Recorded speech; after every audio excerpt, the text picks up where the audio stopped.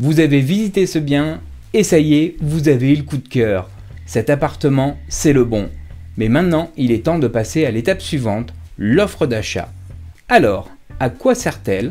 Comment la rédiger? Et que se passe-t-il une fois l'offre acceptée?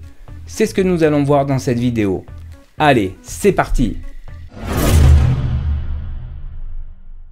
Dans le processus de la vente immobilière, l'offre d'achat marque une étape clé. C'est la première grande étape. Lorsque le vendeur accepte une offre d'achat par écrit, la commercialisation du bien s'arrête et la vente est née. Elle définit sur quoi porte la vente et à quel prix. Mais attention, cette offre est un élément à double tranchant. Elle peut accélérer la vente ou au contraire la ralentir si elle est mal préparée. Une offre d'achat bien rédigée permet de s'assurer et rassurer l'acquéreur. Pourquoi? Parce que l'achat d'un bien immobilier est souvent une décision émotionnelle prise sur le moment, dans la peur de laisser passer une opportunité ou un coup de cœur. Cependant, une fois l'émotion retombée, des questions et des doutes peuvent ressurgir. Une offre bien construite, en détaillant clairement les conditions de la vente, aide l'acheteur à être dans un climat de confiance. Elle évite des interrogations inutiles et conforte dans sa volonté d'acheter.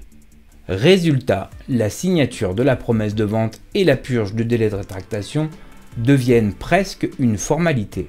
A l'inverse, une offre mal rédigée peut provoquer des peurs chez l'acheteur qui, une fois l'émotion passée, commence à douter. Si ces doutes persistent, ils peuvent mettre en péril la vente, faisant perdre un temps précieux à tout le monde, y compris le vendeur. Dans une transaction immobilière, il est essentiel de comprendre que le vendeur est engagé dès l'acceptation de l'offre. L'acheteur, lui, ne l'est qu'au moment où son délai de rétractation est purgé, soit environ 25 jours après l'offre acceptée. Cela signifie que pendant cette période, le vendeur ne peut pas accepter d'autres offres, ce qui est un risque si l'acheteur se rétracte à la dernière minute. Pour éviter ce scénario, il est crucial de fournir à l'acheteur toutes les informations utiles dès l'offre. Voici les éléments clés à inclure dans une offre pour qu'elle soit claire et précise. Tout d'abord, l'identité de l'acheteur, sa profession et ensuite la désignation du bien. Indiquer toutes les caractéristiques du bien, comment ce dernier est distribué, par exemple le nombre de pièces, leur fonction, salon, cuisine, chambre, escalier, etc. Mais aussi les références cadastrales, les éventuels lots de copropriété ou de lots de lotissement, etc. Ces informations peuvent être trouvées dans le titre de propriété du vendeur.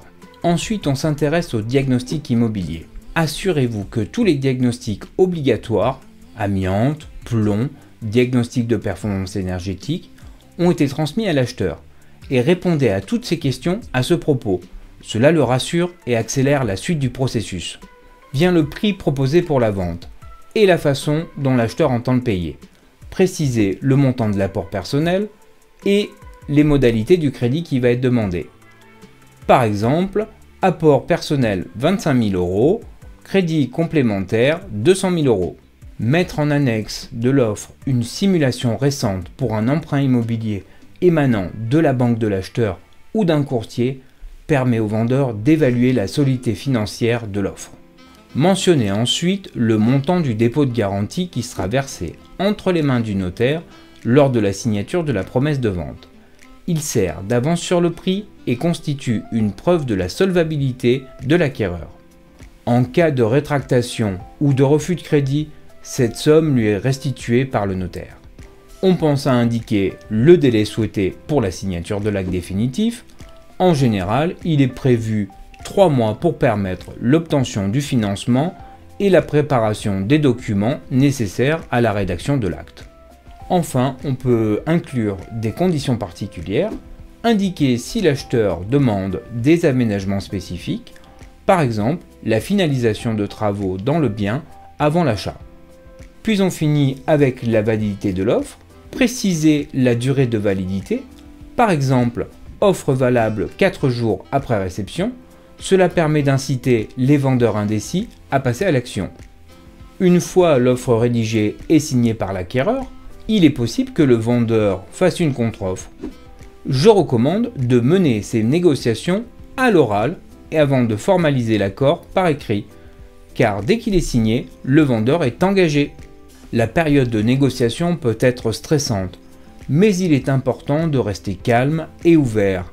Aucune offre n'est insultante, c'est une opportunité de dialoguer pour trouver un terrain d'entente. Voilà, vous savez maintenant tout sous l'offre d'achat, un élément crucial de la transaction immobilière.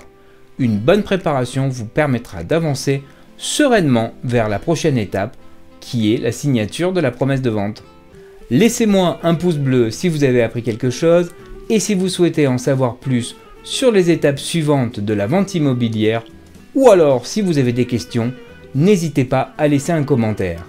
Et à vous abonner en activant la petite cloche pour ne rien manquer. Et à bientôt, ciao!